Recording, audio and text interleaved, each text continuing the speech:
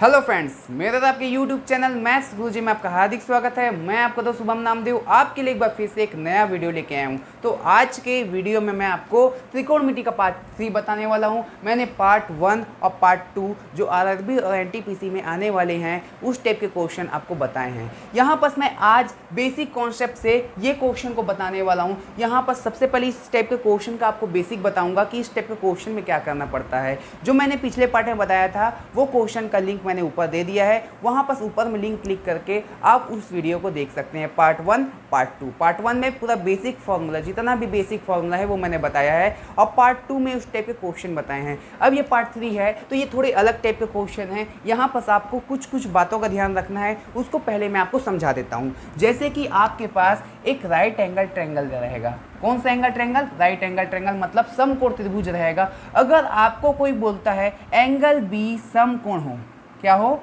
Angle B समकोण हो, मतलब कोण बी समकोण हो, angle B is a right angle. तो याद रखिएगा यहाँ पर 90 डिग्री है तो एंगल बी मतलब बी यहाँ रहेगा। एंगल बी समकोण है बोलेगा तो बी यहाँ पर 90 के पास यहाँ पर रहेगा। अब बचा क्या? बी लिख दिया, बचा क्या? ए और सी। ए बी सी होता है तो ए और सी बचा, तो ए और सी कहीं भी लिख देंगे आप, ठीक है। अगर आपको एंगल सी राइट एंगल बोलता है, एंगल सी राइट एंगल बोलता है तो यहाँ पर आप क्या करेंगे? यहाँ मिटा देंगे और यहाँ पर जो 90 डिग्री है ना वहाँ पर सी लिख देंगे। बचा क्या? ए बी, तो ए और बी लिखा जाएगा यहाँ पर, ठीक है। इतना आपको समझ में आ गया है। जो कोण समकोण बोलता है, जैसे angle P is a right angle तो पी क्यू आर बोला। मान लो एक हमारे पास ट्रायंगल दिया है, ट्रायंगल, कौन सा triangle? Right angle triangle P Q R, तो उसमें बोलता है कोण पी समकोण।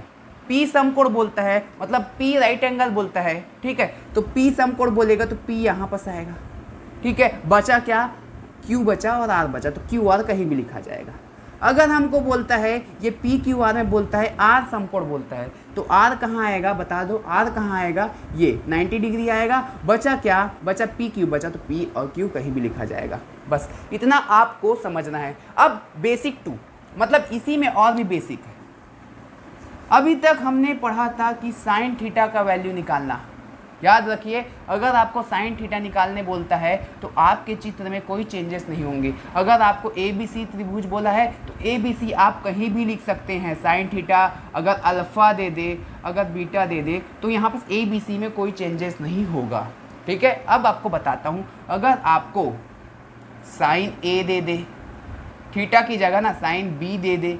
अभी तक पिछले वीडियो में आपने देखा है कि यहाँ थीटा दिया था तो सिंपल हम सॉल्व फार्मूला लगा देते थे। क्या वो लगा देते? सिंपल फार्मूला लगा देते थे। अब फार्मूला लगाने के बाद उसमें कुछ चेंजेस होंगे, उसको आपको बताने वाला हूँ। साइन ए दिया है, साइन बी दिया है, मान लीजिए कॉस ए दिया है, कॉस सी दिया है। इस टाइप के आप हमसे पूछेगा कि इसका वैल्यू क्या होगा, तो ध्यान से देखिएगा इस टाइप के क्वेश्चन को कैसे बनाएंगे। अगर आपके पास एक राइट एंगल ट्रायंगल है, अब उसने बोला आपको साइन ए, साइन ए बोला है। इसका कहने का मतलब ये जो ए है ना, ये जो ए बोला है तो याद रखिए यहाँ बस ए बोला है तो याद रखिएगा अगर आप यहाँ खड़े हैं और यहाँ खड़े होके यहाँ पास खड़े हुए हैं मतलब ये बेस है, यहाँ पास बेस है मतलब ये ए यहाँ दिया है ना, तो ए कहाँ रहेगा? कहाँ बनेगी? लिखेंगे आप ए यहाँ लिखेंगे, ठीक है। कहाँ लिखेंगे आप? ए यहाँ लिखेंगे। अगर यहाँ पर साइन बी दिया है, साइन बी दिया है तो जहाँ से आप देखेंगे मतलब यहाँ से देख रहे हैं ना, मतलब ए यहाँ पर 90 है, 90 के यहाँ पर क्या लिखाएगा? ए लिखाएगा, है ना, जब ए यहाँ रहता है। अगर बी यहाँ रहेगा, साइन बी बोलेगा तो बी कहाँ लिखाएगा? यहाँ लिखाएगा। और जो वाला यहाँ पर आप बी लिखे ना, मतलब आप यहाँ खड़े हुए हैं और यहाँ से खड़े हुए हैं मतलब ये आपका बेस बन जाएगा। जहाँ पर आपको ये बोलेगा मतलब सी बोला तो मान लीजिए सी बोला, ठीक है, तो सी कहाँ लिखाएगा? यहाँ पर लिखाएगा और वो बेस बन जाएगा। जो जहाँ पर लिखाएगा वो बेस बन जाएगा। अब याद रखिए, पर हम एक चीज़ आपको बताने वाला हूँ मैं। जैसे कि हमारे पास फर्स्ट क्वेश्चन यहाँ पर लिखा हुआ है, फर्स्ट क्वेश्चन लिखा हुआ है क्या, उसी में आप समझेंगे कि फर्स्ट क्वेश्चन यहाँ पर फर्स्ट क्वेश्चन बोलता है यदि समकोण त्रिभुज में कोण बी समकोण है तो एक समकोण त्रिभुज बना लीजिए। क्वेश्चन में बोलता है कोण बी समकोण मतलब बी यहाँ आ जाएगा, ठीक है, बी यहाँ आ जाएगा। अब आप क्या करेंगे? बचा क्या? बचा क्या? ए और सी, मतलब ए और सी अभी कहीं भी लिख दीजिए आप। मान लीजिए कहीं भी लिख दिए आप, ठीक है, गलती से कहीं भी लिख दिए तो कोई बात नहीं, ठीक है। बस यहाँ देखिएगा कोण बी समकोण बोला है तो बी यहीं पास आएगा, अगर कुछ नहीं बोला तो ए बी सी कहीं भी आ जाता। अब आपको यहाँ पास क्या बोलता है, फर्स्ट क्वेश्चन आपको बना के दिखाता हूँ। तो बोलता है कोण बी समकोण है तो साइन ए की वैल्यू आपको निकालना है, कॉस सी की वैल्यू निकालना है, टेन ए का वैल्यू निकालना है, मतलब पहले साइन ए का निकालना है, कॉस सी का निकालना है, टेन ए का निकालना है। तो आपको क्वेश्चन पूछेगा कि ये क्वेश्चन पूछ देगा, ठीक है। अब आपको बोलेगा साइन ए की वैल्यू फाइंड करो, तो नीचे ऑप्शन में दे देगा कुछ भी, तो आपको कुछ नहीं करना है। फर्स्ट क्वेश्चन बना रहा हूँ, ए सी कितना दिया हुआ है देख लो, ए सी कितना दिया 5, तो ए सी कितना है 5 है, ठीक है। उसमें मैं पूरा डाल दे रहा हूँ, ए बी कितना है, ए बी कितना है 3 है, और बी सी कितना है, बी सी कितना है 4 है, ठीक है। तीनों वैल्यू पता है तो पाइथागोरस थ्योरम नहीं लगाएंगे, ठीक है। अगर तीनों में से कोई दो वैल्यू पता रहता और एक वैल्यू निकालना रहता तो हम पाइथागोरस थ्योरम लगाते, पर यहाँ पास तीनों वैल्यू पता है। तो हम कई लोग क्या करेंगे, साइन ए इक्वल टू, ये साइन ए की वैल्यू फाइंड करने का तरीका क्या है, साइन थीटा का फॉर्मूला लगा देंगे, लंब बटे कड़। क्या लगा देंगे यहाँ पास, लंब बटे कड़। मैं आपको बता रहा हूँ ना, बता रहा हूँ, लंब बटे कड़। तो ये बहुत ही आसान क्वेश्चन है, कई लोग बोलेंगे बहुत ही आसान क्वेश्चन है। Sine A is equal to sine theta is equal to क्या होता है, लंब बटे कड़। तो sine A is equal to भी लंब बटे कड़, मतलब साइन का ही फॉर्मूला लगेगा, बस यहाँ ए लिखाएगा। तो sine A is equal to लंब बटे कड़। कई लोग क्या करेंगे, सर तो बताए थे लंब क्या होता है 3 होता है और कण क्या होता है 5 होता है। 5 मतलब यहाँ पर देख लो, ठीक है, 3/5 इसका आंसर परफेक्ट है, पर ये आंसर क्या है, गलत है। क्यों गलत है, मैं बता रहा हूँ। अगर यहाँ पर थीटा रहता तो ये आंसर सही रहता, अगर यहाँ पर अल्फा रहता ये आंसर सही रहता, अगर यहाँ पर बीटा रहता, बीटा ऐसे लंबा बीटा रहता तो ये आंसर सही रहता।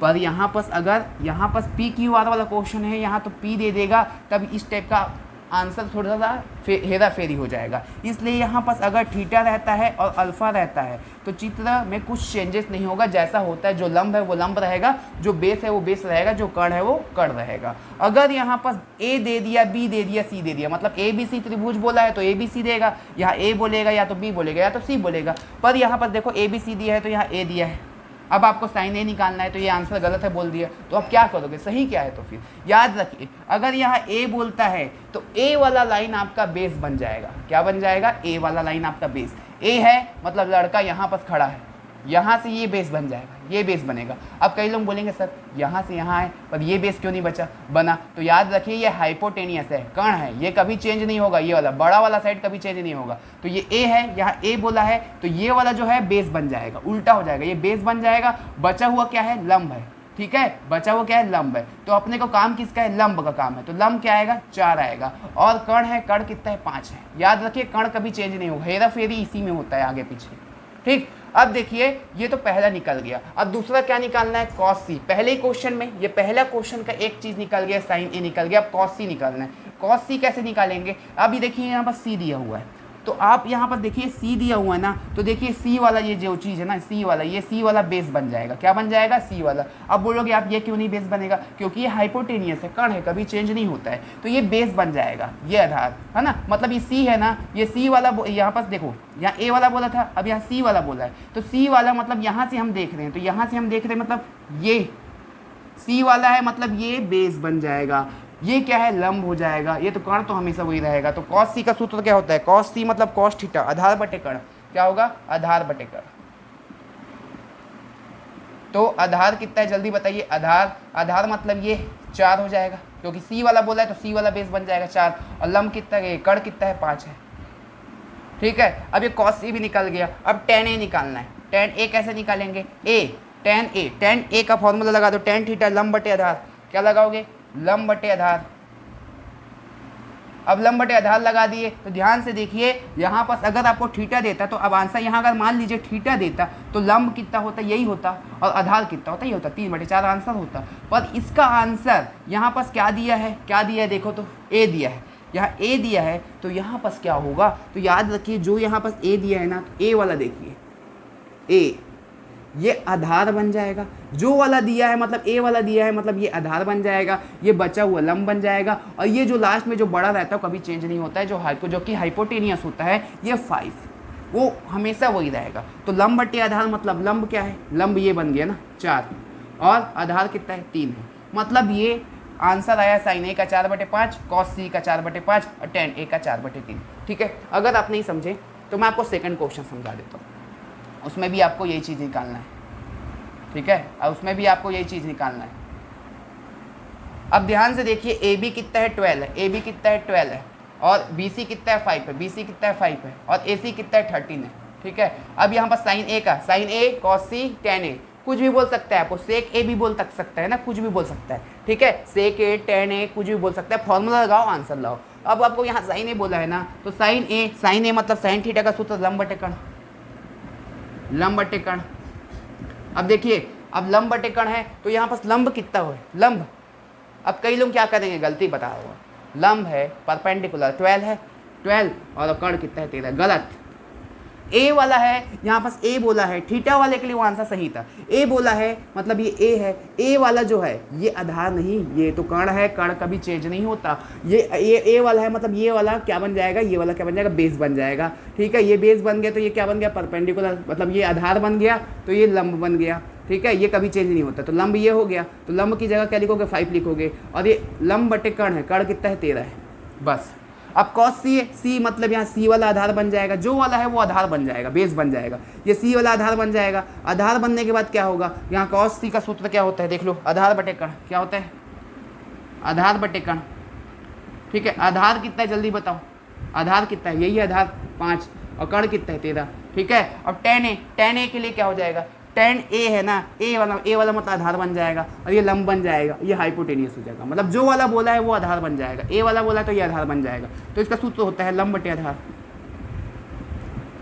तो ए वाला बोला है तो मतलब ए वाला आधार बन जाएगा, ये वाला आधार बन जाएगा, यहाँ नहीं जा सकता, ये यहीं आएगा क्योंकि यहाँ वाला कभी चेंज नहीं होता। तो ये आधार बन गया, पर हम लोग को काम लंब का है, तो लंब है, लंब ऊपर में मतलब 5, आधार कितना है, आधार मतलब कितना है 12, मतलब ये साइन ए निकल गया, ये आपका कॉस सी निकल गया, ये आपका टेन ए निकल गया। तो आपसे एग्जाम में कुछ भी पूछा जा सकता है, तो जल्दी से आप कमेंट बॉक्स में इस क्वेश्चन और इस क्वेश्चन का आंसर देंगे।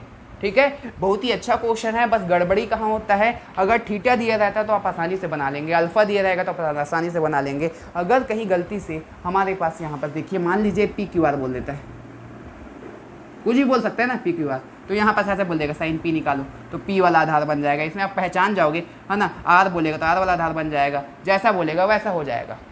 ठीक है, बस आपको यही बातों का ध्यान रखना है। यहाँ पर साइन पी कॉस आर ऐसे टाइप का दे क्वेश्चन, तो आपको क्या करना है, दिमाग लगाना है, आपको क्वेश्चन में फिगर में चेंजेस करना है, तो फिगर आप मन में चेंज करेंगे। अब अलग अलग फिगर बना के बताता ना तो आप कंफ्यूज हो जाते हैं, तो एक ही फिगर में सारे का क्वेश्चन का आंसर दे देंगे। ठीक है, कोई दिक्कत की बात नहीं है। अगले टॉपिक में हम कल के टॉपिक में कल और क्वेश्चन पढ़ेंगे। ठीक है, आज जो भी वीडियो मैंने बनाए हैं तो आप ऊपर मैंने लिंक दे दिया है, पार्ट 1 पार्ट 2, उसको जाके आप देख सकते हैं। ठीक है, इतने ही वीडियो को ख़त्म करते हैं, धन्यवाद।